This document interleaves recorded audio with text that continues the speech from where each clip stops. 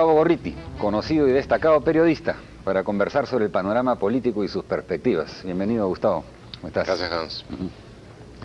Bueno, los últimos días, esta última semana, ciertamente han habido sucesos y debates, ¿no?, en relación a este tema de Sendero Luminoso, que tal vez indican o no, digamos, que el país ha aprendido algo de la experiencia pasada. ¿Estamos en mejores condiciones que antes para enfrentar un fenómeno como el de Sendero? El país ha aprendido mucho. Los políticos quizá no. Creo que ahí hay una gran diferencia. Y tampoco eso se puede decir de todos los políticos. Pero viendo algunas de las audiencias que ha tenido la Comisión de la Verdad con varios dirigentes políticos, incluso con algunos muy respetables por su trayectoria, sorprende esta renuencia a aprender de hechos, y de hechos que han sido finalmente tan intensos, traumáticos y decisivos como fue la insurrección de Sendero Luminoso. Y además también sorprende un tanto que por defender la gestión del gobierno se deje de lado, se eluda la autocrítica, la toma de conciencia, el conocimiento de lo que ahora, la perspectiva de los años, permite saber qué pasó, incluso a políticos con dificultad de aprendizaje. Bueno, justamente la intervención, creo, de Salomón Lerner, el presidente de la Comisión de la Verdad, el día viernes, en la Comisión de Derechos Humanos del Congreso, fue una demostración, fue como una clase, ahora, unos párvulos, digamos, en el tema de partidos políticos, ¿no? Sí, pero yo no me refiero a la gente del Congreso. No. Allá en el Congreso hay gente inteligente, pero hay otras personas que obviamente deberían seguir cursos especiales en la alegría del Señor. Ciertamente. Bueno, uno de los temas que fue en materia de atención de la opinión pública ha sido este secuestro al paso, ¿no? Una modalidad, digamos, de estreno de esto que se llama la colombianización de Sendero. ¿Hasta qué punto estamos realmente en un fenómeno a tomar en cuenta en este sentido? Bueno, mira que no ha sido totalmente la colombianización, esta operación en sí. Cuando se dio inicialmente, inmediatamente trajo a la memoria una serie de eventos en Colombia, como por ejemplo ese secuestro masivo que hubo en una misa dominical, si recuerdas tú, de donde sacaron al obispo, a los feligreses, y se los llevaron a todos, y ese fue uno de los secuestros más importantes en su momento. También trajo a la memoria la relación parásita que ha establecido el ELN, por ejemplo, con las compañías petroleras. Exacto. En la zona donde opera, y que le permitió pasar de una situación de debilidad operativa a una de solvencia, por lo menos le permitió mantenerse y engordar. En este caso, inicialmente, parecía tener muchas de esas características, pero lo que rápidamente transparentó, tanto por la reacción que fue rápida de la fuerza de seguridad, como por la misma dinámica de los acontecimientos, es de que el grupo que entró no había planificado, y aún si lo hubiera hecho, no tenía la capacidad como para llevar a cabo este secuestro masivo y poderlo mantener. Claro, parece que estaban muy apurados nomás en recibir el dinero, digamos, ¿no? Estaban apurados, no en una cuestión grande, de largo aliento, que hubiera requerido una planificación, una logística, una capacidad de llevar a los rehenes hasta ciertos puntos seguros y de poderlos alimentar durante las negociaciones, sino era sencillamente la de establecer la presión inmediata, recibir algo rápido y luego correr hacia las bases donde se ha mantenido durante este tiempo. Ahora, ¿y un hecho así es un argumento válido para que continúe el estado de emergencia? O sea, el estado de emergencia ahora se ha convertido como una excusa para muchas cosas, ¿no? Las Fuerzas Armadas, la Policía Nacional han utilizado también este argumento para no asistir a las sesiones institucionales convocadas por la Comisión de la Verdad. ¿Qué pasa con el estado de emergencia? Bueno, el estado de emergencia en este caso no era necesario. Las acciones de defensa interna que llevaban a cabo las fuerzas policiales y también las Fuerzas Armadas se han dado, por ejemplo, durante toda la primera parte del gobierno de Toledo, cuando estaba Rospigliosi como ministro de Interior, y después Gino Costa, se han dado dentro de la legalidad y, por supuesto, totalmente congruente con ella en sus acciones. De tal manera que no era necesario un estado de emergencia. En términos generales, no era necesario un estado de emergencia para la convulsión social que ha vivido el Perú. Puede discutirse, y ahí creo que sí hubiera habido un punto de discusión genuino, si era necesario declarar las carreteras del país en emergencia durante el tiempo en que hubo los bloqueos múltiples y que provocaron, por supuesto, grandes perjuicios a muchas personas. Que fueron parte de los debates.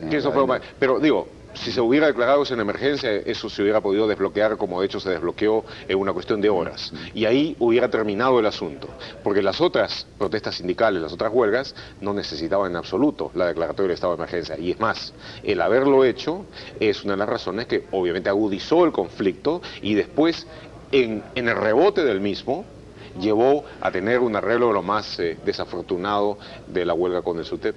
Claro, bueno, pero ahora, digamos, todos los argumentos que se esgrimieron para declarar el estado de emergencia no existen, ¿no? Incluso cuando ya se había declarado y a las pocas horas en realidad se estaba considerando la posibilidad de levantar... No existe ningún argumento en este momento, ninguna consideración que justifique mantenerlo. ¿Podría ser el argumento entonces de que si levantan el estado de emergencia se vuelve a desatar el desorden social que existió el día que lo declararon? ¿O no? Pues, es decir, porque claro, se te dijo, no son 30 días para que no se haga nada, son 30 días que se tienen que utilizar para resolver algunos de los problemas que originaron estas protestas sociales. ¿Se ha hecho algo al respecto? Después de que se declaró el estado de emergencia hubo una intensificación en las protestas regionales y lo que luego se ha solucionado en el marco de negociaciones. Los eventos en Puno, sobre todo la muerte del estudiante allá, fue una de las razones que obligaron al gobierno a retroceder y a conceder una serie de puntos que posiblemente en una situación normal no hubiera sucedido en la negociación con el SUTEP. Del otro lado, el mantenimiento del orden público, como digo, no necesitaba en las ciudades ninguna declaratoria de estado de emergencia. Bastaba con declarar por muy corto tiempo en emergencia las vías de comunicación del país. Y para el futuro, basta sencillamente con aplicar la ley sobre la interdicción del derecho a comunicarse y el libre tránsito que tienen los peruanos. De tal manera de que incluso para desbloquear carreteras, lo que pasa es de que no hay que proceder. El problema de este gobierno es que normalmente va de la inercia, una inercia que bordea la catatonia, a luego un frenesí de actividad que no está normalmente bien pensado, que normalmente no está bien meditado, que lo lleva a cometer algún exceso y luego a retroceder apresuradamente en el momento en que empieza. De tal manera de que esa es la dinámica y la política del bandazo. Bueno, las últimas semanas tienen que haberse caracterizado más bien por esta catatonia que tú dices, porque hay una suerte de marasmo, una ausencia total de iniciativa política. No hay ninguna iniciativa que haya tomado el presidente Toledo, por ejemplo, para marcar la agenda, ¿no? Excepto el discurso de commencement en Stanford. Bueno, claro. Que no está mal, o sea, que no está mal. Se lo considera una cosa frívola y debo decir de que no lo es. El discurso de commencement es el momento más solemne en las actividades académicas de la universidad y normalmente en la cultura política de Estados Unidos es tomado como un evento, una oportunidad para hacer declaraciones, discursos de importancia. El general Marshall, por ejemplo, declaró el plan Marshall, anunció el plan Marshall en un discurso de commencement en Harvard. Ahora vamos a ver qué anuncia Toledo de Stanford. Eso va a ser interesante. Bueno, tendrá que anunciar cuánto le ha costado, tendrá que sacar de su bolsillo y no sé si llevará comitiva además. Tendrá que, bueno, declarar cuánto de millas de viajero frecuente le han dado. Es original que el Congreso le haya impuesto estas condiciones al presidente de la República, tengo entendido, ¿no? De un lado es interesante, es una declaración del Congreso de limitación y control y de censura implícita a algunas de las acciones del presidente, lo que en sí, en el balance de fuerzas, en el equilibrio de fuerzas que debe atender un gobierno democrático, no está mal y no está del todo mal. Lo que sí es eventualmente alarmante es el hecho de que se le ha perdido mucho respeto al presidente. Hay una caricatura de Alfredo en la República en estos días, en las que Toledo está anunciando solemnemente algo así como hoy es jueves 12, y en efecto ese era el día, ¿no es cierto? Y hay tres personas, una está diciendo, ¿seguro? ¿Cuándo? No lo creo. Entonces, es el problema, le están perdiendo el respeto a Toledo. Hay esta liberación de los rehenes, que era una circunstancia de éxito en casi cualquier lado, en cualquier circunstancia. Era casi imposible no tener, además de lo bueno que era para todos los peruanos, un rédito político importante. Hubiera bastado con que el presidente saliera y dijera, anunciara a los peruanos la feliz noticia de que los rehenes están en camino a encontrarse sanos y salvos todos con sus familiares.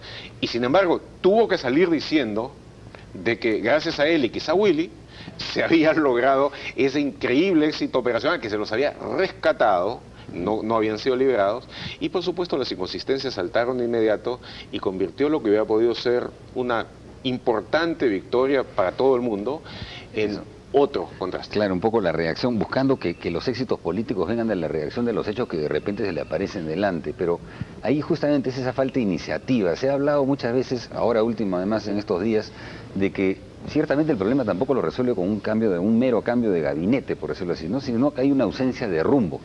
¿Qué tanto hay de esto? ¿Cómo ves eso? Se menciona ya que los próximos días habría, de repente en Stanford, viene este anuncio de cambio de gabinete, ¿no? ¿Pero eso resuelve el problema? ¿Es necesario también más bien que este anuncio venga consistentemente definiendo los rumbos centrales por donde se tiene que conducir el gobierno? Bueno, la tónica, el estilo y la sustancia del cambio de gabinete te va a indicar un poco por dónde va el rumbo. Es decir, por ejemplo, si pusieran digamos, Cucho Saavedra como primer ministro, ya sabías a dónde va el rumbo. Pero del otro lado, si es que Toledo escogiera dentro de las alternativas que se le ha planteado, una, por ejemplo, la de hacer un gabinete plural de ancha base, que incluya la representación de los principales actores políticos.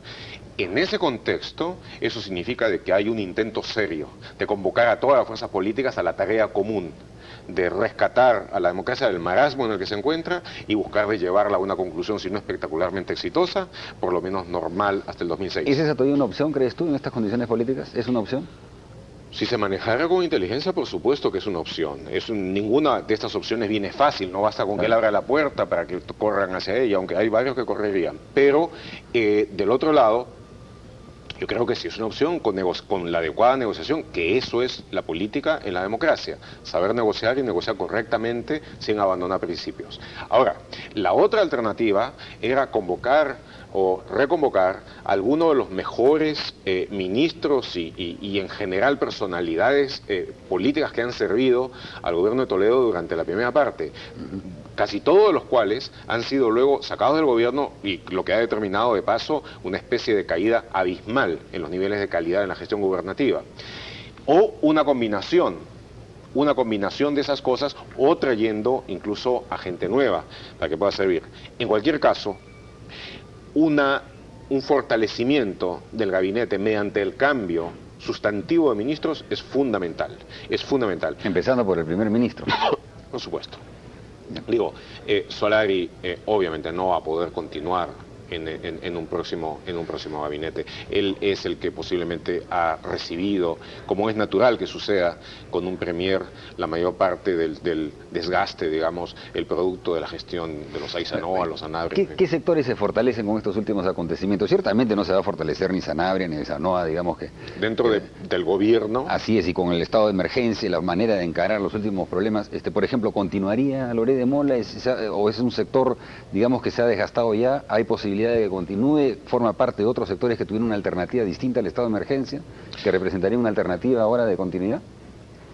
Bueno, es difícil decirlo. Lo que está muy claro es de que, digamos, Solari y la gente y el grupo que él ha prohijado han perdido en esta etapa de la gestión. De que aquellos otros que vienen, digamos, del ala de los aparachiks de Perú Posible, o de la gente que está vinculada, como por ejemplo Sanabria, Aizanoa, etcétera, obviamente han salido muy mal, han dado una sensación de incompetencia generalizada en el manejo de su gestión. Entonces, esos son sectores de que han sin duda perdido. Hay otros que se han mantenido que han mantenido una gestión decorosa, como Wagner en Relaciones Exteriores. Y en el caso de Loret de Mola específicamente, es un ministro que se ha ido quedando solo, porque antes tenía la posibilidad de establecer una serie de alianzas con gente con otros ministros que tenían capacidad parecida y visiones globalmente parecidas. Ahora, él ha sufrido mucho en lo del estado de emergencia porque fue quien se quedó solo y al final tuvo que hacer de pararrayos ante las tormentas políticas que hubo. Sin embargo, hay que decir de que asumió él los errores que no eran suyos, del gobierno en su conjunto, y lo hizo con un valor y una disposición a poner la cara que no se encuentra en otros. Y eso, hoy por hoy, es algo que se debe valorar, creo yo. Bueno, dicen que, para terminar esta entrevista, a ver si nos das algún anticipo, que este miércoles sale un artículo tuyo en la revista IDL que va a remover otra vez el piso político en este país. Bueno, ahí cuento algunas de las cosas que han pasado en disputas internas del gabinete, en las disputas internas del gobierno, cómo se llegaron a ciertas decisiones o más bien a ciertas indecisiones, y cómo en términos generales es esta mazamorra que se llama gobierno. ¿Cuál es el título del artículo en IDL? Neuróticos y psicóticos. O sea, todo un anticipo realmente de lo que se viene. Bueno, gracias Gustavo. Siempre tu participación ha estado muy animada, definitivamente.